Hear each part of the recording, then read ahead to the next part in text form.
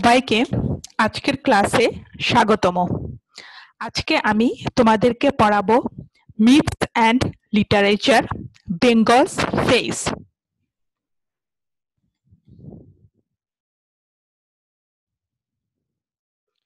সবার আগে দেখো, হোয়াট ইজ মিথ? মিথ কাকে বলে?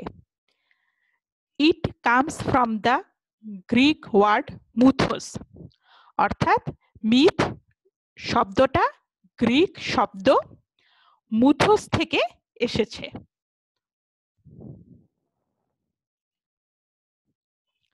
মুথোস শব্দের অর্থ হচ্ছে গল্প, story.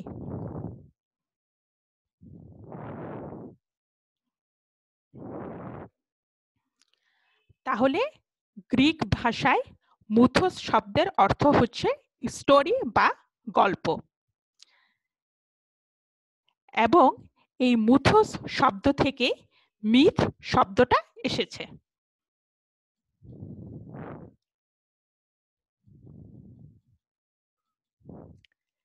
In Latin, it means belief of a nation in supernatural power. Latin ভাষায় মিথ বলতে বোঝায় কোনো একটা জাতি যদি কোনো অতি প্রাকৃত শক্তিতে বিশ্বাস করে। কোনো একটা জাতি যখন কোনো একটা অতি প্রাকৃত শক্তিতে বা ওই শক্তির কোনো ঘটনায় বিশ্বাস করে, সেটাকে মিথ বলা হয়, এবং এটা ল্যাটিন ভাষায় এটাই হচ্ছে মিথের অর্থ।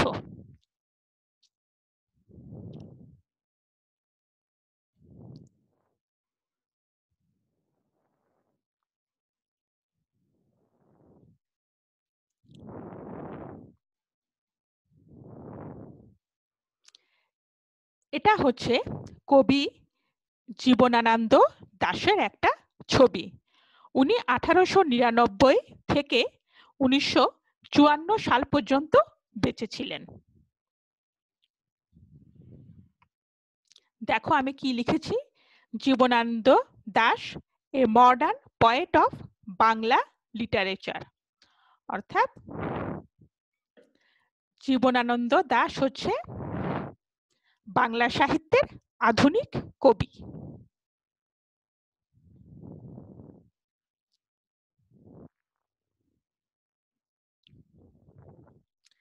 এখন শুনো আধুনিক কবিতার বৈশিষ্ট্য কি, characteristics of modern poetry.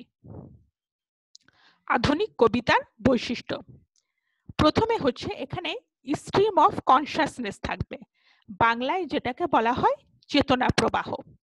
Stream of consciousness জিনিসটা কি, অর্থাৎ কবিতায় একান্তভাবে কবির নিজস্ব চিন্তা ভাবনার কথা ফুটে উঠবে, অর্থাৎ কবি কি চিন্তা করে, কবি কি ভাবে, সেটাই কবিতায় বলা হবে। কবির মনের কথা, একান্তভাবে কবির মনের কথা কবিতায় বলা হবে। মডার্ন পোয়েট্রির আরেকটা বৈশিষ্ট্য হচ্ছে এখানে ফ্রি ভার্স থাকবে। ফ্রি ভার্স মানে কি, মানে হচ্ছে মুক্তচরণ। এখানে কোনো সুনির্দিষ্ট ছন্দ বা স্তবকের নিয়ম মেনে চলা হবে না। অনেক কবিতা লেখার সময় কিন্তু একটা সুনির্দিষ্ট ছন্দ ব্যবহার করা হয় এবং স্তবকের কিছু সুনির্দিষ্ট নিয়ম থাকে, কিন্তু আধুনিক কবিতায় কোনো সুনির্দিষ্ট ছন্দ বা স্তবকের নিয়ম মেনে চলা হয় না।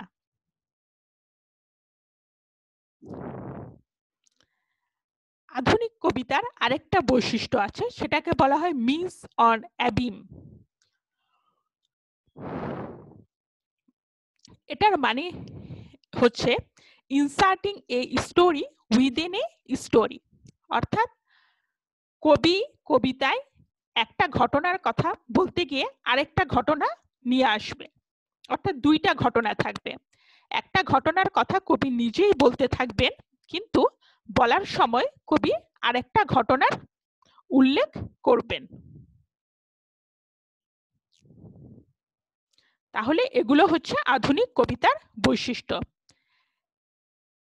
একটা হচ্ছে স্ট্রিম অফ কনসাসনেস, যেখানে কবির নিজের চিন্তা ভাবনা মনের কথা থাকবে, আরেকটা হচ্ছে ফ্রি ভার্স, কোনো ছন্দ বা স্তবকের নিয়ম মেনে চলা হবে না।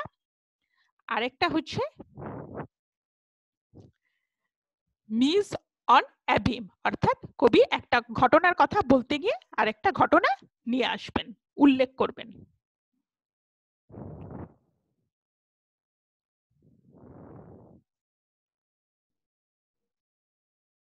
এবার তোমরা মূল বাংলা কবিতাটা আগে দেখো।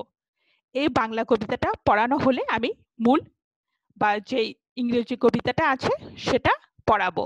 এই বাংলা কবিতাটাকে ইংরেজিতে অনুবাদ করা হয়েছে। আগে বাংলা কবিতাটা পড়বো, তারপর ইংরেজি কবিতা। দেখো, বাংলার মুখ আমি দেখিয়াছি, তাই আমি পৃথিবীর রূপ খুঁজিতে যাই না আর।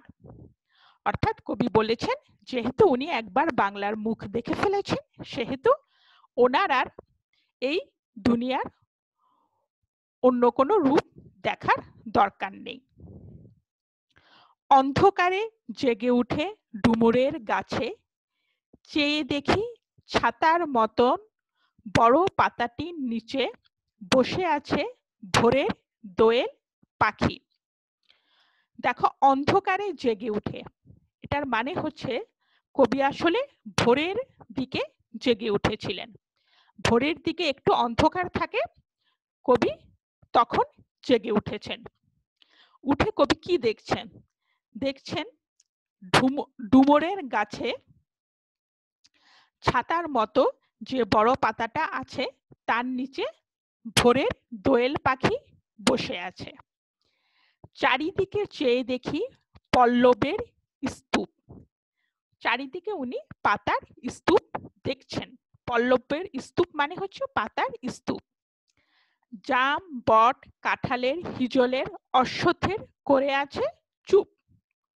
অর্থাৎ এই সবগুলো গাছ যেন চুপ করে আছে। ফণি মনসার ঝোপে সটি বনে তাহাদের ছায়া পড়িয়াছে। অর্থাৎ ফণি মনসার ঝোপে যে সটি বনটা আছে সেখানে এই বড় গাছগুলোর ছায়া পড়েছে। মধুকর ডিঙা ঠেঙে না জানি সে কবে চাঁদ চম্পার কাছে। ডিঙা মানে কি? ডিঙা মানে হচ্ছে নৌকা। মধুকর ডিঙা হচ্ছে চাঁদ সওদাগরের বাণিজ্য তরী। অর্থাৎ এখানে চাঁদ হচ্ছে একটা চরিত্রের নাম। তিনি বণিক ছিলেন, তিনি সওদাগর ছিলেন। তিনি যেই নৌকায় করে বা যেই তরীতে করে সমুদ্রে বাণিজ্য করার জন্য বের হয়েছিলেন, সেটার নামই হচ্ছে মধুকর ডিঙা। আমি আবারও বলছি, চাঁদ হচ্ছে এখানে একটা চরিত্রের নাম, তিনি একজন সওদাগর ছিলেন। চম্পা, চম্পা হচ্ছে একটা প্রাচীন কালের একটা নগরীর নাম। তাহলে মধুকর ডিঙা থেকে না জানি সে কবে চাঁদ চম্পার কাছে, অর্থাৎ চাঁদ সওদাগর এরকম চম্পানগরীর কাছে গিয়েছিলেন তার মধুকর ডিঙা দিয়ে। এমনই হিজল, বট, তমালের নীল ছায়া বাংলার অপরূপ রূপ দেখেছিল। অর্থাৎ চাঁদ সওদাগর যখন তার মধুকর ডিঙা নিয়ে চম্পানগরীর কাছে গিয়েছিলেন, তখনও এরকম হিজল, বট, তমালের নীল ছায়া বাংলার এরকম অপরূপ সৌন্দর্য দেখেছিলেন।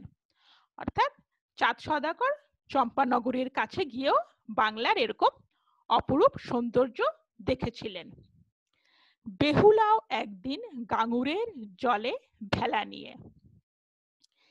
এই বেহুলা হচ্ছে চাঁদ সওদাগরের ছেলের বউ। চাঁদ সওদাগরের ছেলের নাম হচ্ছে লক্ষিন্দর। লক্ষিন্দরের স্ত্রী ছিলেন বেহুলা। গাঙুর হচ্ছে একটা নদীর নাম, এটা দামোদর নদীর শাখা নদী। অর্থাৎ গাঙুর হচ্ছে একটা নদীর নাম, এটা দামোদর নদী থেকে এসেছে। বেহুলাও একদিন গাঙুরের জলে ভেলা নিয়ে, অর্থাৎ বেহুলা, বুঝতেই পারছো বেহুলা হচ্ছে একটা নারী চরিত্র। এই বেহুলা একদিন গাঙুর নদীতে ভেলা নিয়ে ভেসে গিয়েছিল। অর্থাৎ বেহুলা যখন গাঙুর নদীতে গিয়েছিল তখন কি সেটা ভেলা নিয়ে গিয়েছিল। কৃষ্ণা দ্বাদশীর জ্যোৎস্না যখন মরিয়া গেছে নদীর চড়ায়। এটা শোনো, দেখো, কৃষ্ণা দ্বাদশীর জ্যোৎস্না যখন মরিয়া গেছে মানে কি ভোরবেলায়, সারা রাত জ্যোৎস্না ছিল, ভোরবেলায় কি জ্যোৎস্নাটা মরে গেছে। এবং নদীর চড়ায়, নদীর চড়ায় মানে হচ্ছে নদীর তীরে। তাহলে কৃষ্ণা দ্বাদশীর জ্যোৎস্না যখন ভরিয়া গেছে, কৃষ্ণা দ্বাদশীর জ্যোৎস্না যখন মরিয়া গেছে নদীর চড়ায়, অর্থাৎ যখন ভোর হচ্ছিল, জ্যোৎস্না শেষ, সকালবেলা ভোর হচ্ছে, এরকম নদীর চড়ায় বেহুলাও ছিল। সোনালী ধানের পাশে অসংখ্য অশ্বত্থ বট দেখেছিল হায়, শ্যামার নরম গান শুনেছিল। অর্থাৎ বেহুলা তখন কি দেখেছিল? দেখেছিল সোনালী ধানের পাশে অসংখ্য অশ্বত্থ বট গাছ, এবং বেহুলা কি শুনেছিল? সে শ্যামার নরম গান শুনেছিল।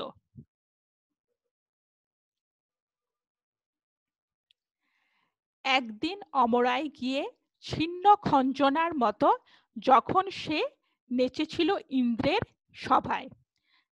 অমরা, অমরা মানে হচ্ছে স্বর্গ। বেহুলা অমরায় গিয়ে কি করেছিল? দেবতাদের যে প্রধান তাকে বলা হয় ইন্দ্র, ইন্দ্রের সভায় বেহুলা কি নেচেছিল। এবং কিসের মতো নেচেছিল? সে খঞ্জনা পাখির মতো নেচেছিল। খঞ্জনা হচ্ছে একটা পাখি। অর্থাৎ বেহুলা একদিন স্বর্গে গিয়ে ইন্দ্রের সভায় খঞ্জনা পাখির মতো নেচেছিল। ছিন্ন খঞ্জনা মানে এখানে হচ্ছে খুব যন্ত্রণা কাতর, যে পাখিটা খুব কষ্ট পাচ্ছে, মানে খুব যন্ত্রণা কাতর পাখির খঞ্জনা পাখির মতো বেহুলা নেচেছিল। দেখো, একদিন অমরায় গিয়ে ছিন্ন খঞ্জনার মতো যখন সে নেচেছিল ইন্দ্রের সভায়। বেহুলা স্বর্গে গিয়ে যন্ত্রণা কাতর খঞ্জনা পাখির মতো ইন্দ্রের সভায় নেচেছিল। বাংলার নদী, মাঠ, ভাটফুল ঘুঙুরের মতো তার কেঁদেছিল পায়। বেহুলা যখন ইন্দ্রের সভায় নেচেছিল তখন কি হয়েছিল? তখন বাংলার নদী, মাঠ, ভাটফুল ঘুঙুরের মতো যেন তার পায়ের কাছে কেঁদেছিল। ঘুঙুর মানে কি? ঘুঙুর হচ্ছে এক ধরনের নূপুর যেটা পায়ে পড়ে। এবং বাংলার নদী, মাঠ, ভাটফুল ঘুঙুরের মতো বেহুলার পায়ের কাছে কেঁদেছিল। কখন? বেহুলা যখন স্বর্গে গিয়ে, অমরায় গিয়ে ইন্দ্রের সভায় নেচেছিল। বেহুলা যখন নেচেছিল তখন বাংলার নদী, মাঠ, ভাটফুল তার পায়ের কাছে ঘুঙুরের মতো নেচেছিল। কেন? কারণ বেহুলা যে নেচেছিল এতে বোঝা যাচ্ছে যে এতে বেহুলার অপমান হয়েছিল, বেহুলার নারীত্বের অপমান হয়েছিল, বেহুলার সম্মানহানি হয়েছিল, তখন বেহুলার সম্মান নষ্ট হয়েছিল। এই যে বেহুলার নারীত্বের অবমাননা হলো, বেহুলার সম্মান নষ্ট হলো, এ কারণে বাংলার নদী, মাঠ, ভাটফুল ঘুঙুরের মতো বেহুলার পায়ের কাছে কেঁদেছিল। বেহুলার দুর্ভাগ্য দেখে এরা কেঁদে উঠেছিল।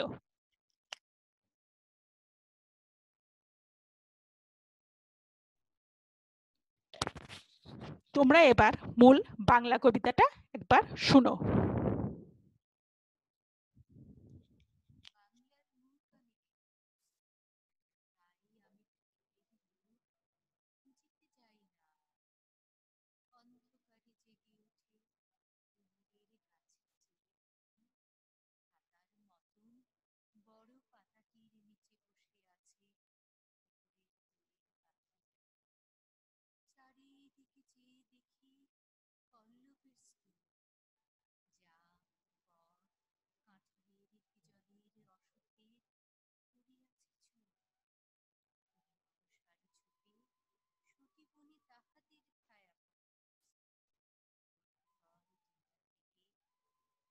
আসি কবে চাঁদ চম্পার কাছে, এমনি কি জল বট তমালে নীল ছায়া বাংলার অপরূপ রূপ দেখছে। বেহুলাও একদিন গাঙ্গুরির জলে ভেলা নিয়ে কৃষ্ণা দ্বাদশীর জ্যোৎস্না যখন মরিয়া গেছে নদীর চড়ায়, সোনালি ধানের পাশে অসংখ্য অশ্বত্থ বট দেখেছিল, আর শ্যামার নরম গান শুনেছিল। একদিন অমরায় গিয়ে ছিন্ন খঞ্জনার মতো যখন সে নেচেছিল ইন্দ্রের সভায়, বাংলার নদী, মাঠ, ভাট ফুল ঘুঙুরের মতো তার কেঁদেছিল পায়।